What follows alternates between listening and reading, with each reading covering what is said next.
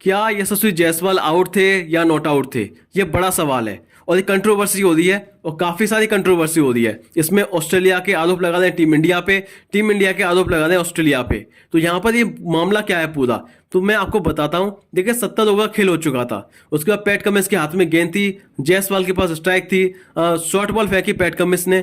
उसके बाद में यहाँ पर हल्का सा मारना चाहा जायसवाल ने, लेकिन उसके बाद में वो उनके हल्का सा ग्लव्स में लग के यहाँ पर एलेक्स कैदी को कैच दे बैठे। उसके बाद जब कैच ले लिया एलेक्स कैदी ने, उसके बाद यहाँ अपील की गई ऑस्ट्रेलिया की तरफ से। अपील करने के बाद में एम्पायर ने नॉट आउट दिया। जब एम्पायर नॉट आउट दिया तो रिव्यू का फैसला किया पैट कमिंस ने, क्योंकि वो इतने कॉन्फिडेंट थे कि उनको लग रहा था कि शायद ये जो है बल्ले में लगी है बॉल या ग्लव्स में लगी है। तो बहुत जल्दी उन्होंने रिव्यू का फैसला कर लिया और उसके बाद में जब थर्ड एम्पायर ने देखा रिप्ले में तो हल्का सा डेविएशन देखने को मिला। अब डेविएशन होता क्या है मैं आपको बता देता हूँ।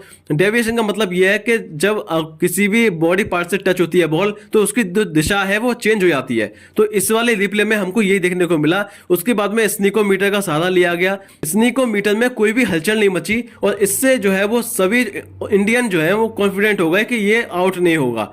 लेकिन थर्ड एम्पायर ने जो है वो अपना रिप्ले में भी जारी रखा और हर एंगल से देखा कि क्या ये सच में कुछ भी टच नहीं हुई किसी ग्लव से, या फिर किसी भी पार्ट से टच नहीं हुआ, या फिर ये कुछ और भी माजरा है।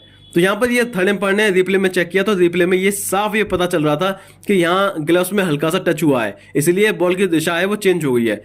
लेकिन यह जब सबसे बड़ा सवाल यह है कि जब स्नीकोमीटर पे कुछ नहीं आया तो एम्पायर ने आउट कैसे दे दिया, क्योंकि जब ऑनफील्ड एम्पायर नॉट आउट देता है तो आपको थर्ड एम्पायर को आउट देने के लिए यानी नॉट आउट से आउट देने के लिए एक एविडेंस चाहिए होता है, जो प्रूफ चाहिए होता है। प्रूफ जो है आपके पास स्नीकोमीटर है और स्नीकोमीटर आपका फेल है। जब स्नीकोमीटर पे कुछ आया नहीं तो एम्पायर ने आउट कैसे दिया, यही बड़ा सवाल है, जिसपे यहाँ सुनील गावस्कर से लेकर रवि शास्त्री ने बताया कि ये जो फैसला है वो एकदम गलत है, ऐसा नहीं हो सकता। क्योंकि राहुल की आपको विकेट याद होगी पर्थ टेस्ट में, जब राहुल ऐसे ही विकेट पे आउट हुए थे तो शायद किसी ने ये नहीं सोचा था कि स्नीकोमीटर से इतनी जल्दी फैसला लेंगे थर्ड एम्पायर।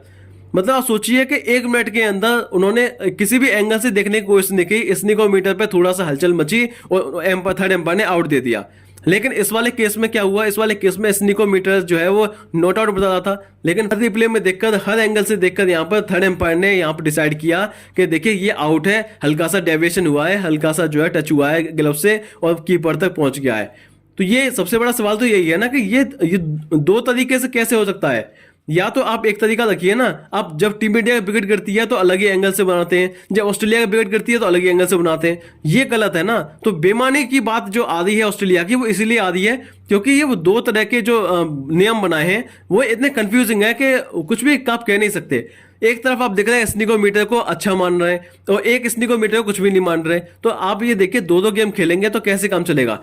तो शिकायत जो है वो टीम इंडिया की या फिर क्रिकेटर्स की वो यही है कि यार ये गलत है, ऐसा नहीं हो सकता। आप ये एक ही चीज रखिए ना, दो अलग अलग रूल क्यों बनाए हुए हैं आपने, ये स्नीकोमीटर की बात मानेंगे भी और बात ना भी मानेंगे, तो ये तो गलत है ना। टेक्नोलॉजी का अच्छे से यूज कीजिए ना, टेक्नोलॉजी आपके अगर अगेंस्ट में जा रही है तो अगेंस्ट में रहिए आप उसके।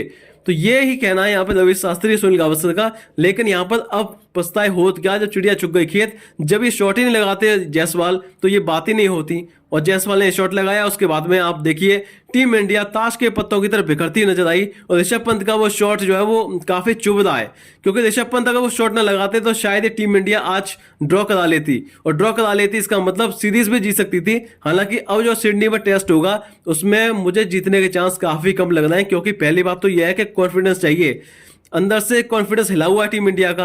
अब WTC फाइनल में आपको जीत जरूरी है और मुझे ये भी यकीन है कि ऑस्ट्रेलिया की टीम जो है फ्लैट पिच बनाएगी, क्योंकि उनको चाहिए एक ड्रॉ। अगर वो ड्रॉ करा लेते हैं अगला मैच तो वो सीरीज जीते आएंगे और उनके लिए बड़ी बात होगी कि 10 साल में जीतेंगे, तो इससे बड़ी बात तो उनके लिए हो नहीं सकती। तो वो तो बिल्कुल नहीं चाहेंगे कि टीम इंडिया इस मैच में वापस भी आए। तो हम आज का वीडियो नेक्स्ट वीडियो में मिलेंगे, तब तक देखते रहो। नमस्कार।